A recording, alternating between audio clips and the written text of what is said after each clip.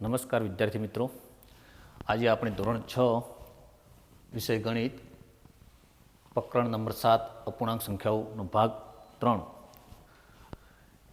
આપણે સ્વાધ્યાય 7.3માં દાખલા નંબર 5 સુધી શીખી ગયા હતા. હવે દાખલા નંબર 6, આપેલ અપૂર્ણાંક સમાન છે કે નથી એ ચકાસો. તો અપૂર્ણાંકો આપેલા છે અને એ અપૂર્ણાંકો સમાન છે કે નથી એ આપણે ચકાસવાના છે. તો પહેલી રકમ છે 5/9 અને 30/54. આ બંને અપૂર્ણાંકો છે એ સમાન છે કે નહીં એ આપણે ચકાસવાના છે. જો 5/9 અને 30/54 એ સમાન અપૂર્ણાંક હોય તો, જો 9 અને 30/54 સમાન અપૂર્ણાંક હોય તો 5×54 બરાબર 30×9 થવા જોઈએ.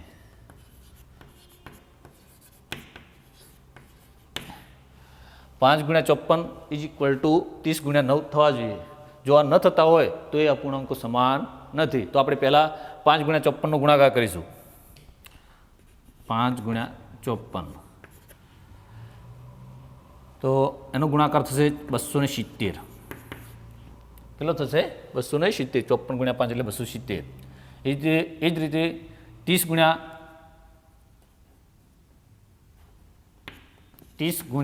નો ગુણાકાર, 9×3=270. બંનેનો ગુણાકાર સરખો મળે છે, માટે બંને અપૂર્ણાંકો કેવા છે? સમાન અપૂર્ણાંકો છે. માટે 5/9 અને 30/54 સમાન અપૂર્ણાંકો છે.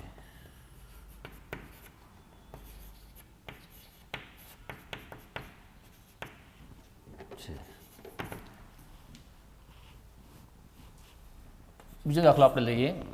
બીજી રકમ 3/10 અને 12/50. જો 3/10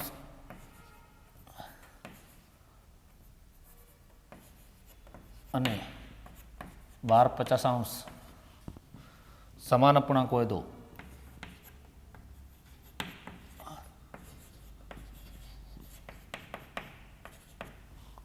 હોય તો 3×50 = 12×10 થવા જોઈએ.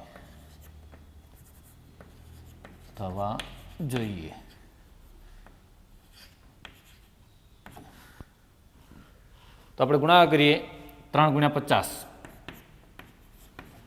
5×3 = 15 એટલે 150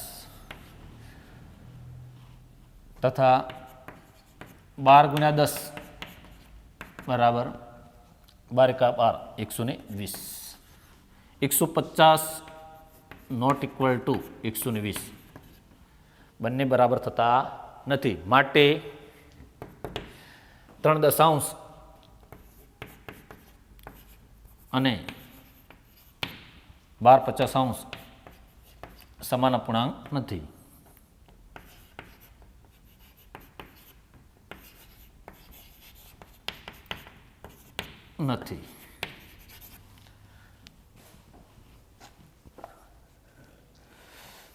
ત્યારબાદ દાખલા નંબર 7 આપણે ગણીએ.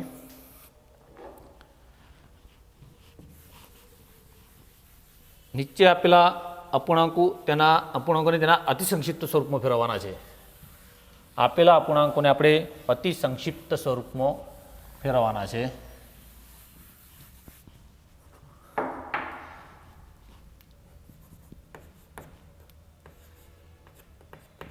અતિ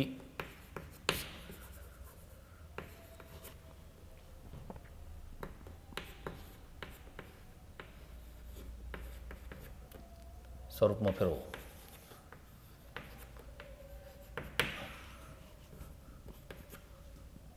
ફેરવો.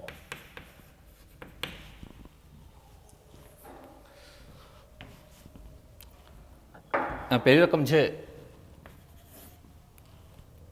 48/60. તો આપણે અતિસંક્ષિપ્ત સ્વરૂપ એટલે ટૂંકામાં ટૂંકું રૂપ. આપેલ અપૂર્ણાંકનું ટૂંકામાં ટૂંકું રૂપ. આપેલ અપૂર્ણાંકનું ટૂંકામાં ટૂંકું રૂપ શોધવાનું હોય ત્યારે એના અંશ અને છેદના અવિભાજ્ય અવયવ પાડવા પડે. તો આપણે અવિભાજ્ય અવયવ પાડીશું. એમાંથી સમાન અવયવ દૂર કરવાના.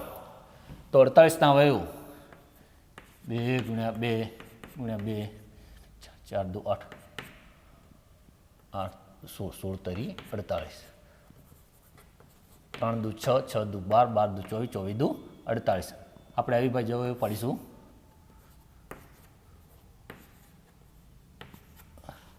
એ રીતે 60ના અવયવ 2 × 2 × 5 તરી 15 15 દુ 30 30 દુ 60. આ અવયવમાંથી અંશ અને છેદમાં જે સમાન અવયવ છે એને દૂર કરીશું આપણે. 2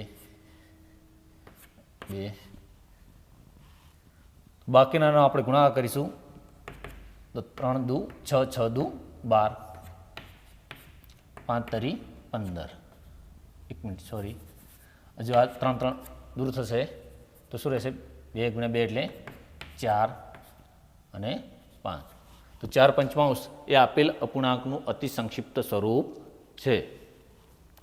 બીજી રકમ લઈએ આપણે.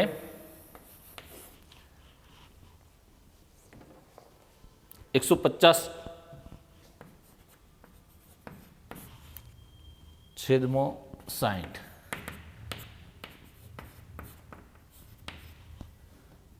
આવી રકમ આપેલી હોય ત્યારે એક તો આપણે આ 0 0 અંશ અને છેદમાં 0 0 દૂર કરીશું. તો બાકી વધ્યા 15. 15ના અવયવ 3 × 5 અને 6ના અવયવ 2 × 3 3 3 દૂર કર્યા તો 5/2. આ રીતે અવયવ પાડી અને આપેલ અપૂર્ણાંકનું અતિ સંક્ષિપ્ત સ્વરૂપ મેળવી શકાય છે. બાકીના સી ડી અને ઈ તમારે જાતે ગણવાના રહેશે. દાખલા નંબર 8. ચલો વિદ્યાર્થી મિત્રો, દાખલા નંબર 8 છે એક વ્યવહારિક દાખલો આપેલો છે. રમેશ પાસે 20 પેન્સિલ છે. કેટલી પેન્સિલ છે? 20. શીલુ પાસે 50 પેન્સિલ છે. જમાલ પાસે 80 પેન્સિલ છે. 4 મહિના પછી રમેશે 10 પેન્સિલનો ઉપયોગ કરી લીધો. શીલુએ 25 પેન્સિલનો અને જમાલે 40 પેન્સિલનો ઉપયોગ કર્યો. દરેકે કેટલામાં ભાગનો ઉપયોગ કર્યો ચકાસો. તેઓએ પેન્સિલના સરખા ભાગનો ઉપયોગ કર્યો છે કે નહીં તે આપણે ચકાસવાનું છે. તો રમેશ, ફરીથી આપણે સમજીએ. રમેશ પાસે 20 પેન્સિલ છે. શીલુ પાસે 50 પેન્સિલ છે. જમાલ પાસે 80 પેન્સિલ છે. 4 મહિના પછી રમેશે 10 પેન્સિલનો ઉપયોગ કર્યો. 20 પેન્સિલ હતી રમેશ પાસે, એમાંથી એને 10 પેન્સિલનો ઉપયોગ કર્યો. તો આપણે રમેશ વડે વપરાયેલ પેન્સિલનો ભાગ બરાબર રમેશ વડે વપરાયેલ પેન્સિલનો ભાગ બરાબર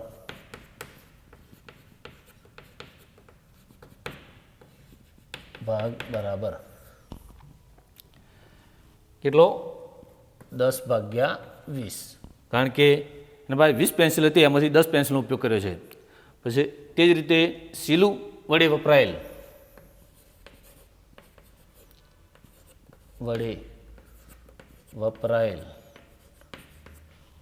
પેન્સિલનો ભાગ બરાબર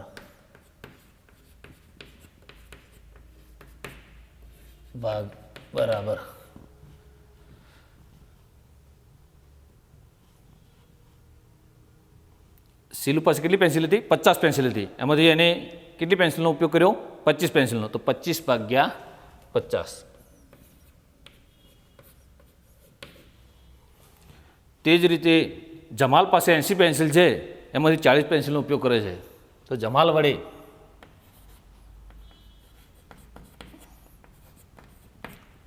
વપરાયેલ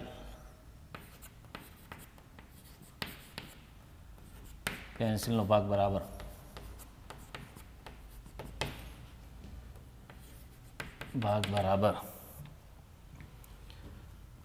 40/80. તો એમનું આપણે પહેલાં તો સૌપ્રથમ એનો અતિસંક્ષિપ્ત સ્વરૂપ શોધીશું.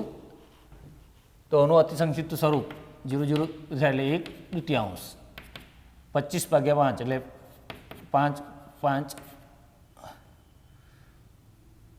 5 × 5 × 2 એટલે 5 5 ગયા 5 5 ગયા તો 1/2. 4ના અવયવ 2 × 2, 8ના અવયવ 2 × 2 × 2, 2 ગયા 2 ગયા તો 1/2. તો દરેક રમેશ, શીલુ અને જમાલે સરખી પેન્સિલનો ઉપયોગ કર્યો છે. અને કેટલો ઉપયોગ કર્યો છે? 1/2 ભાગ પેન્સિલનો ઉપયોગ કર્યો છે. દરેકે સરખી પેન્સિલનો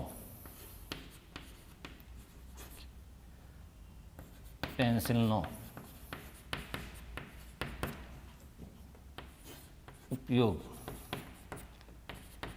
કર્યો છે.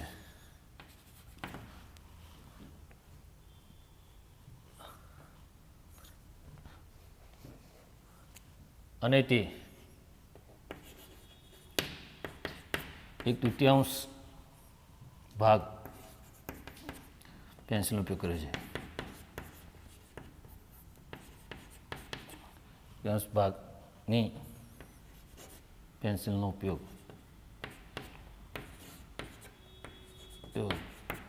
કર્યો છે. તો રમેશ, જમાલ અને શીલુ દરેકે દરેક સરખી પેન્સિલનો 1/2 ભાગ અપૂર્ણાંકનો ઉપયોગ કર્યો છે. વિદ્યાર્થી મિત્રો, આપણે હવે સમછેદી અપૂર્ણાંક અને વિષમછેદી અપૂર્ણાંક વિશે સમજીશું. તો સમછેદી અપૂર્ણાંક કોને કહેવાય એ સમજીએ. પહેલાં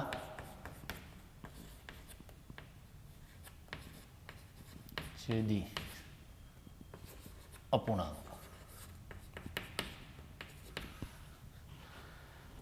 જેમના છેદ સરખા હોય તો તેવા અપૂર્ણાંકોને સમછેદી અપૂર્ણાંકો કહેવાય છે.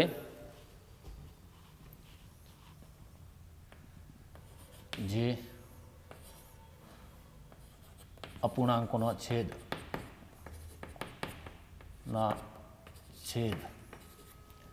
સરખા હોય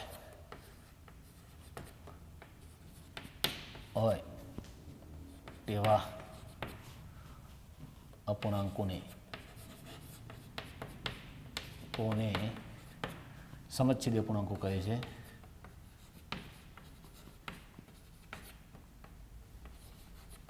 અપૂર્ણાંકો કહે છે. દાખલા તરીકે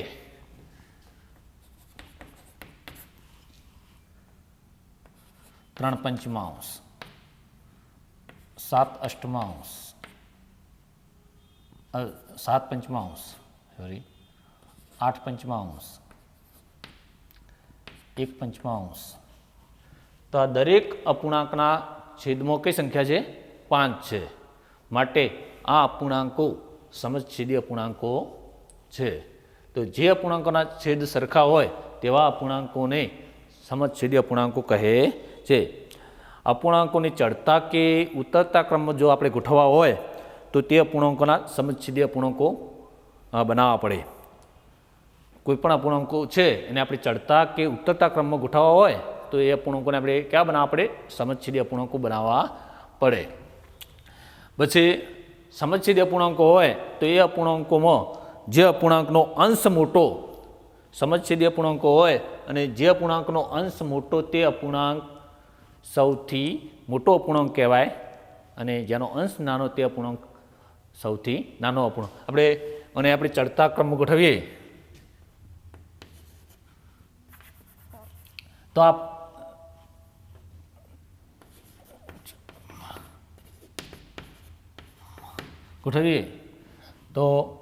આ અપૂર્ણાંકનો અંશ મોટો છે તો એ સૌથી મોટો અપૂર્ણાંક કહેવાય, અને આનો અંશ સૌથી નાનો છે તો એ અપૂર્ણાંક સૌથી નાનો અપૂર્ણાંક કહેવાય. તો 1/5થી મોટો કયો આવે? 3/5થી મોટો 7/5, 7/5થી મોટો 8/5. આ રીતે એને ચડતા ક્રમમાં ગોઠવી શકાય. તો વિદ્યાર્થી મિત્રો, તમને ખબર પડી કે સમછેદી અપૂર્ણાંક, જે અપૂર્ણાંકના છેદ સરખા હોય તેવા અપૂર્ણાંકોને સમછેદી અપૂર્ણાંકો કહે છે. અને સમછેદી અપૂર્ણાંકોમાં જે અપૂર્ણાંકનો અંશ મોટો હોય તે અપૂર્ણાંક સૌથી મોટો કહેવાય છે. ત્યારબાદ આપણે વિષમછેદી અપૂર્ણાંક કોને કહેવાય સમજીએ. વિષમછેદી અપૂર્ણાંક તો જે અપૂર્ણાંકનો છેદ અલગ અલગ હોય, જે અપૂર્ણાંકોના છેદ જેમના છેદ અલગ અલગ હોય તેવા અપૂર્ણાંકોને વિષમછેદી અપૂર્ણાંકો કહે છે. વિષમ એટલે અલગ અલગ. વિષમ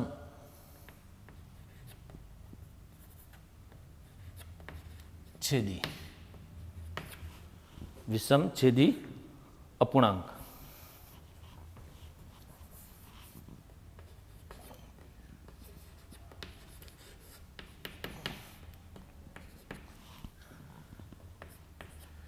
જે અપૂર્ણાંકોના છેદ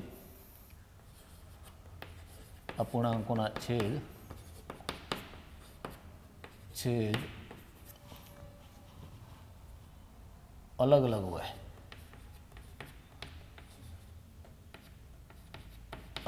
હોય, તેવા અપૂર્ણાંકોને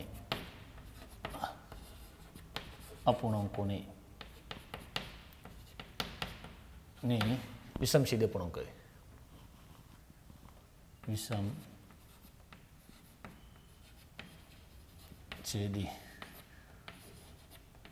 અપૂર્ણાંકો કહે છે. દાખલા તરીકે આપણે લઈએ 1/8,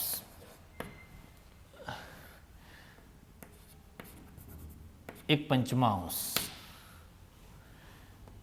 1/10, 1/12. તો આ દરેક અપૂર્ણાંકના છેદ કેવા છે? અલગ અલગ છે. તો આવા અપૂર્ણાંકોને વિષમછેદી અપૂર્ણાંકો કહે છે. વિષમછેદી અપૂર્ણાંકો હોય છે એ વિષમછેદી અપૂર્ણાંકોમાં જો અંશ સરખા હોય, તો જે અપૂર્ણાંકનો છેદ મોટો તે અપૂર્ણાંક સૌથી નાનો અપૂર્ણાંક કહેવાય. વિષમછેદી અપૂર્ણાંકોમાં અંશ સરખા આપેલા હોય અને આપણે નાના મોટાની ચકાસણી કરવી હોય તો જે અપૂર્ણાંકનો છેદ મોટો તે અપૂર્ણાંક નાનો કહેવાય. તો 1/12 એ સૌથી નાનો અપૂર્ણાંક કહેવાય, અને 1/5 એ આપેલા અપૂર્ણાંકમાં સૌથી મોટો અપૂર્ણાંક કહેવાય. તો આને ચડતા ઉતરતા ક્રમમાં પણ ગોઠવી શકાય. અને ચડતા ક્રમ ગોઠવવા હોય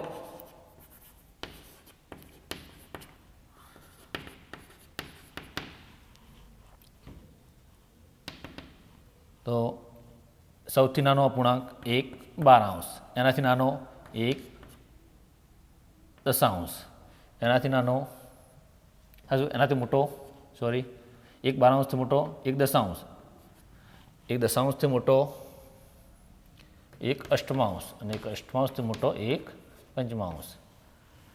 તો આ રીતે આપેલ અપૂર્ણાંક નાની સંખ્યાથી મોટી સંખ્યા એટલે ચડતો ક્રમ. તો જે અપૂર્ણાંકના વિષમછેદી અપૂર્ણાંકમાં અંશ સરખો હોય અને જેનો છેદ મોટો હોય તે અપૂર્ણાંક સૌથી નાનો અપૂર્ણાંક કહેવાય છે. તો આપણે નાના મોટા અપૂર્ણાંકો મેળવવા માટે આપણે સ્વાધ્યાય 7.4 ગણીએ.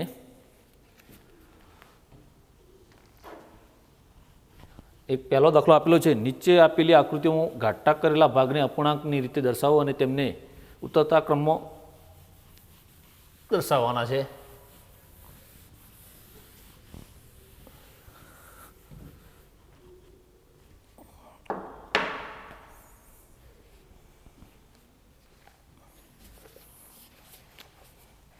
स्वाध्याय 7.4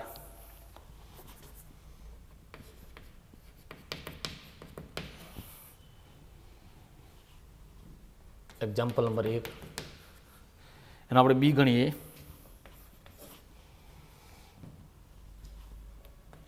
हवे आकृति आपेली छे,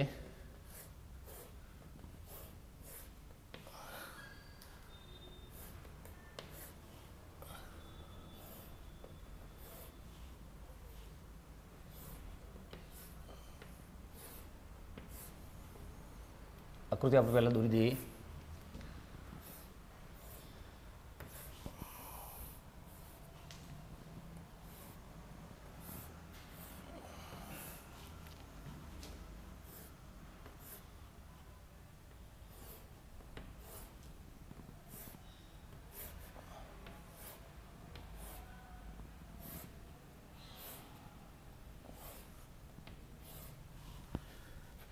छायांकित दर्शावेलो भाग આપણે દર્શાવીએ।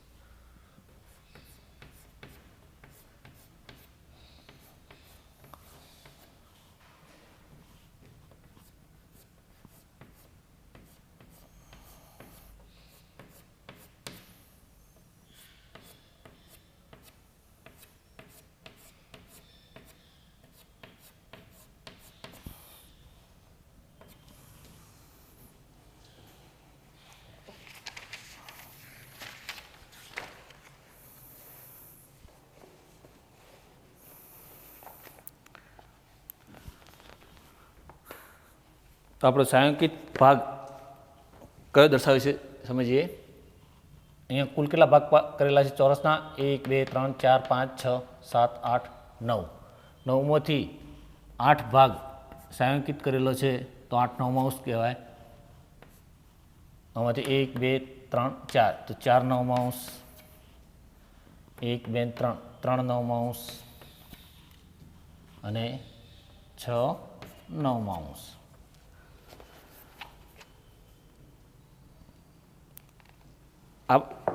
तो अपूर्णांकने આપણે ચડતા અને ઉતરતા ક્રમમાં ગોઠવવાના છે। ચડતા ક્રમમાં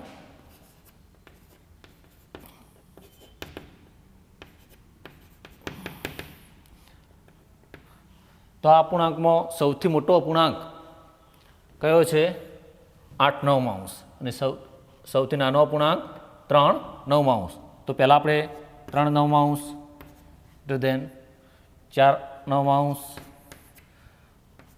लेस देन 6 9 लेस देन 8 9 ए रीते उतरता क्रम में गोठवीए।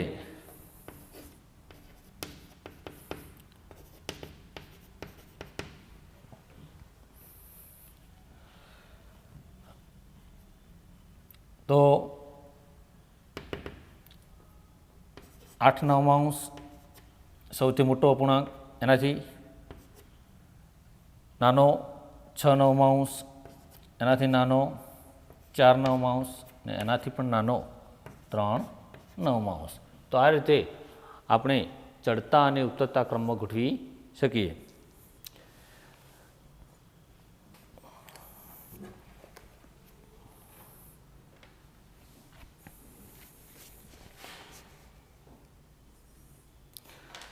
હવે દાખલા નંબર 2 ગણીએ આપણે। નીચે આપેલા અપૂર્ણાંકોની સરખામણી કરો અને યોગ્ય સંકેત મૂકો। આ રીતે બાકીના દાખલા ગણી શકાય। તો આ રીતે બાકીના દાખલા ગણી લેવા।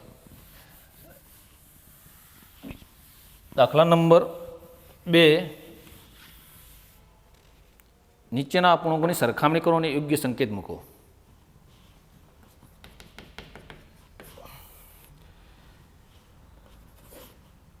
3/6 બોક્સ આપેલો છે, એમાં યોગ્ય સંકેત મૂકવાનો છે 5/6. બીજી રકમ આપેલી છે એટલે આપણે રકમ લખી દઈએ 1/7,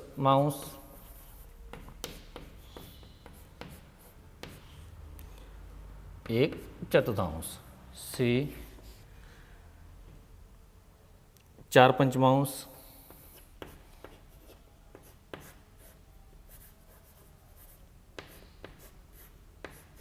4/5 અને 5/5 અને ડી છે 3/5, 3/5 અને 3/7. અહીંયા કેટલાક અપૂર્ણાંકો સમછેદી આપેલા છે અને કેટલાક વિષમછેદી આપેલા છે. 3/6 અને 5/6 સમછેદી અપૂર્ણાંકો છે, અને સમછેદી અપૂર્ણાંકોમાં જે અપૂર્ણાંકનો અંશ મોટો તે અપૂર્ણાંક મોટો કહેવાય. તો 3/6 અને 5/6માં 5/6નો અંશ મોટો છે, માટે તે અપૂર્ણાંક મોટો કહેવાય. તો લેસ ધેનનું ચિહ્ન આવશે. બી નંબરમાં 1/7 અને 1/4. આ અપૂર્ણાંક છે વિષમછેદી અપૂર્ણાંક છે. વિષમછેદી અપૂર્ણાંક છે, પરંતુ એનો અંશ સરખો આપેલો છે.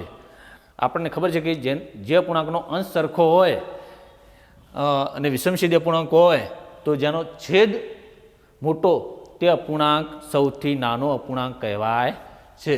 તો આમાં 1/7નો જે છેદ છે એ 1/4 છેદ કરતો આમાં છેદ 4 છે ને આમાં છેદ 7 છે.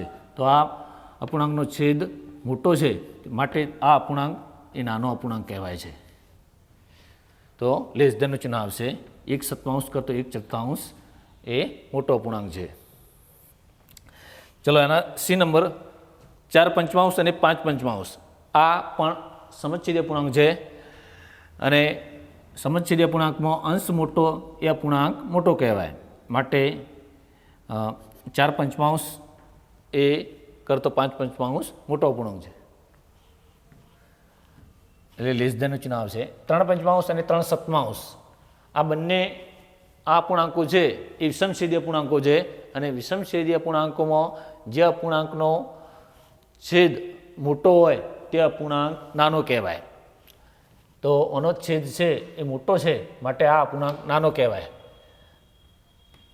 તો ગ્રેટર ધેનનું ચિહ્ન આવશે. આ રીતે આપણે સંકેત મૂકી અને સરખામણી કરી શકીએ છીએ. વિદ્યાર્થી મિત્રો, આજ સ્વાધ્યાયને આપણે થોડાક વ્યવહારિક દાખલા સમજીએ. તો દાખલા નંબર 8 છે, તેથી વ્યવહારિક દાખલા શરૂઆત થાય છે. દાખલા નંબર 8, 100 પાનાની એક ચોપડીમાંથી ઈલાએ 25 પાના વાંચ્યા. કેટલા પાના વાંચ્યા? 25 પાના. લલિતાએ એ જ ચોપડીના 2/5 જેટલા પાના વાંચ્યા. તો કોણે ઓછું વાંચ્યું એ આપણે શોધવાનું છે. તો ઈલાએ વાંચેલ ચોપડીનો ભાગ બરાબર ઈલાએ વાંચેલ ચોપડીનો ભાગ બરાબર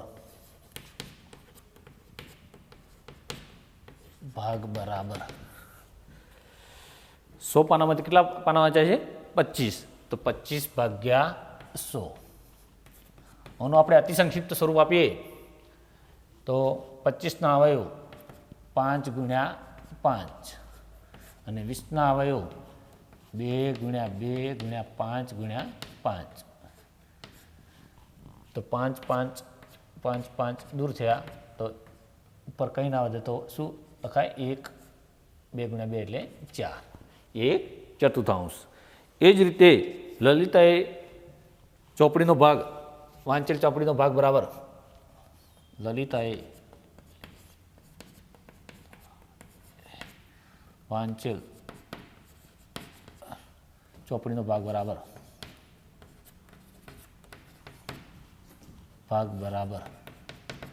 કેટલો આપેલો છે લલિતાએ એ જ ચોપડીનો 2/5 જેટલો ભાગ વાંચે છે 2/5. હવે 1/4 ને 2/5 ને આપણે સરખામણી કરીએ. 1/4 અને 2/5 પૂર્ણાંકોની સરખામણી કરતો.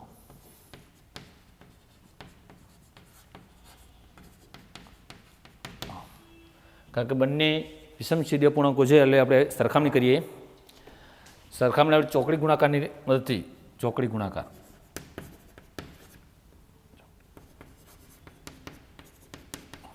કરતો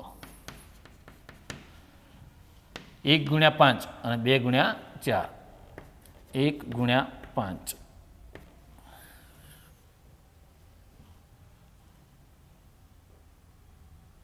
બરાબર કેટલા થશે 5.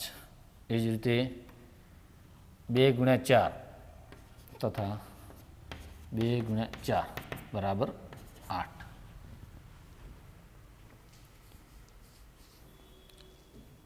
તો 5 <8 5 કરતો 8 મોટા છે 5 <8 માટે 1/5 માટે 1/5 2/8 થાય. માટે 1/5 માટે 1/5 1/4 સોરી 1/4 2/8 1/4 2/8. તો કોને શું વાંચ્યું ઈલાએ લલિતા કરતો ઓછો ભાગ વાંચ્યો માટે આમ ઈલાએ ઓછું વાંચ્યું. આમ ઈલાએ ઓછું વાંચ્યું હશે. કોને ઓછું વાંચ્યું હશે ઈલાએ ઓછું વાંચ્યું હશે લલિતા કરતો.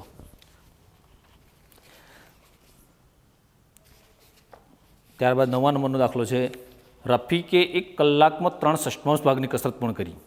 કેટલા ભાગની 3/6 ભાગની કસરત પૂર્ણ કરી. રોહિતે 1 કલાકમાં 3/4 ભાગની કસરત પૂર્ણ કરી. તો કોણે લાંબા સમય સુધી કસરત કરી કહેવાય. તો આપણે દાખલો ગણીએ. દાખલા નંબર 9.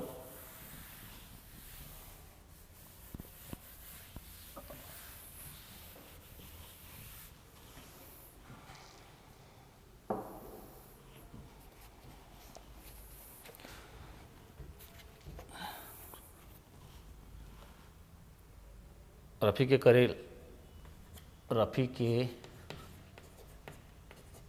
કરેલ કસરતનો ભાગ બરાબર કસરત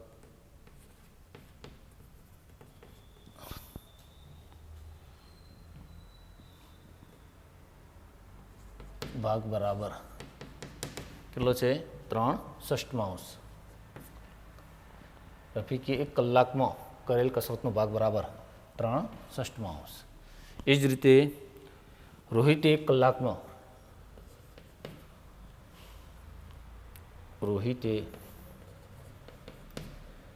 કરેલ કસરતનો ભાગ બરાબર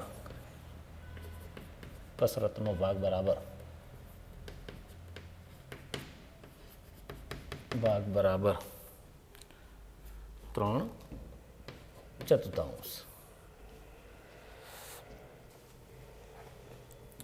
આ બંને અપૂર્ણાંકો છે એ કેવા છે 1 મિનિટ આપણે અતિસંક્ષિપ્ત સ્વરૂપ આપી દઈએ. 3/1 અને 6ના અવયવ 3/2 3/3 દૂર કર્યા 1/2. આ બંને અપૂર્ણાંકો છે એ વિષમછેદી અપૂર્ણાંકો છે. વિદ્યાર્થી મિત્રો, આ રફીકે કરેલ કસરતનો ભાગ 3/6 અને રોહિતે કરેલ કસરતનો ભાગ 3/4. આ બંને વિષમછેદી અપૂર્ણાંકો છે, એટલે કે સમછેદી અપૂર્ણાંકો નથી, પરંતુ બંનેના અંશમાં અંશ સરખા છે. આના અંશમાં 3 છે અને આના અંશમાં પણ 3 છે. આપણને ખબર છે કે વિષમછેદી અપૂર્ણાંક હોય અને જેના અંશ સરખા હોય અને જે એનો અપૂર્ણાંક ના છેદમાં જેનો છેદ મોટો હોય એ અપૂર્ણાંક સૌથી નાનો અપૂર્ણાંક કહેવાય. તો 3/4 ગ્રેટર દેન 3/6. તો રફીકે કરેલ કસરતનો ભાગ કરતો રોહિતે કરેલ કસરતનો ભાગ વધુ છે. તો રોહિત લાંબા સમય સુધી કસરત કરી કહેવાય. માટે રોહિતે તે લાંબા સમય સુધી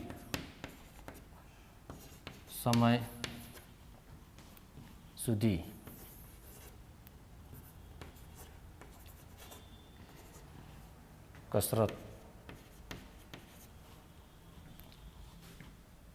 કરી.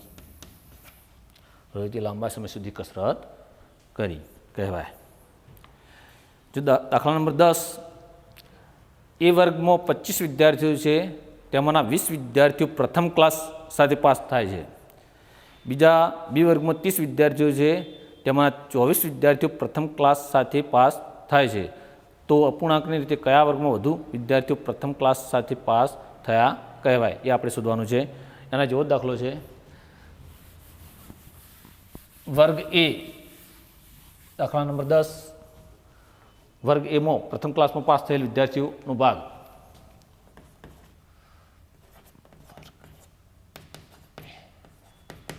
પ્રથમ ક્લાસ સાથે પાસ થયેલ વિદ્યાર્થીનો ભાગ.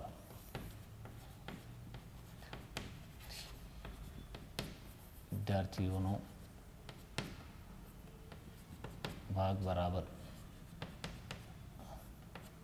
કેટલો છે? એ વર્ગમાં 25 વિદ્યાર્થીઓ, તેમાંના 20 વિદ્યાર્થીઓ પ્રથમ ક્લાસ સાથે, એટલે 20/25.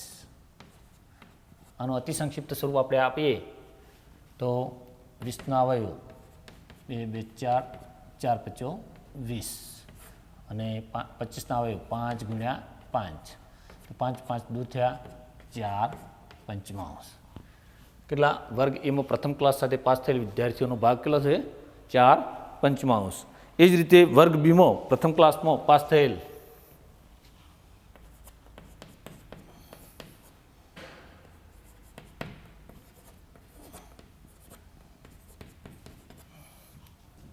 ક્લાસ સાથે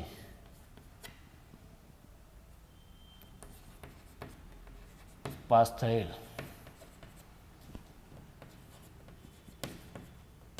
વિદ્યાર્થીઓનો ભાગ બરાબર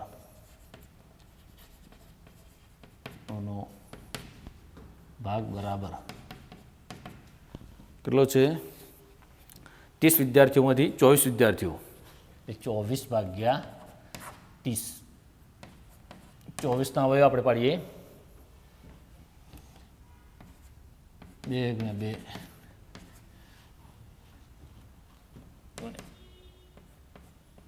2 2 4 4 2 8 8 તરી 24.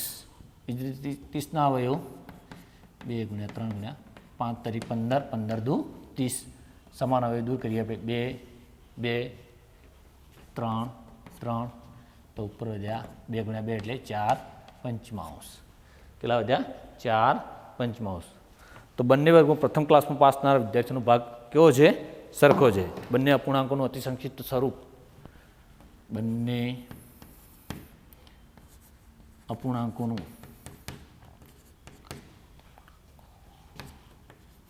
અતિ સંક્ષિપ્ત સ્વરૂપ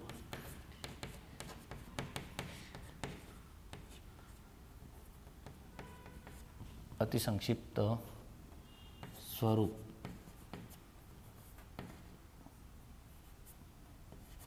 સરખું છે માટે બંને વર્ગમાં પ્રથમ ક્લાસમાં પાસ થનાર વિદ્યાર્થીઓનો ભાગ કેવો છે? સરખો. માટે બંને એટલે કે વર્ગ એ અને વર્ગ બીમાં બંને વર્ગમાં પ્રથમ ક્લાસ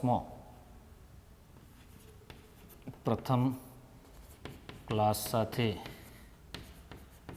પાસ થનાર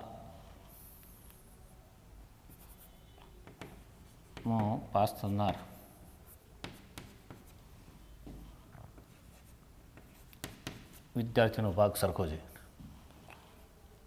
વિદ્યાર્થીનો ભાગ